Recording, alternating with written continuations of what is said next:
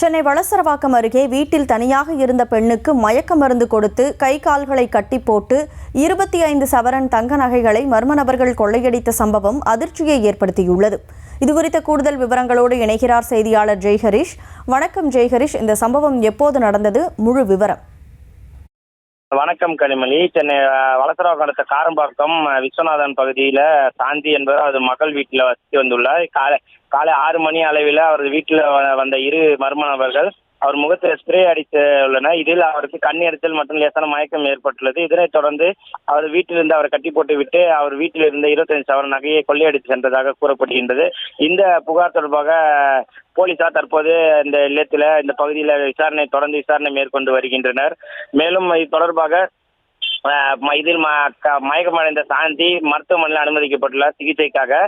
மேலும் கோயம்பேடு மாவட்டம் டிசி சுப்புலட்சுமி மற்றும் உதவியான கருணகரன் மற்றும் செம்பேடு பாபு ஆகியோர் சம்பவ இடத்தில் தொடர்ந்து விசாரணை மேற்கொண்டு வருகின்றனர். இந்த சம்பவம் தொடர்பாக அவரது 2 தளங்கள் கொண்ட அவர் வீட்டில் தரைத்தளத்தில் இவர்கள் வசித்து வருகின்றனர். மேலும் முதல் தளம் மற்றும் 2ஆம் தளத்தில் வாடகைக்கு விடப்பட்டுள்ளது. இது தொடர்ந்து இந்த சம்பவம் தொடர்பாக போலீசார் இந்த வீட்டில் வசிப்பவர்களிடம் விசாரணை மேற்கொண்டு வருகின்றனர்.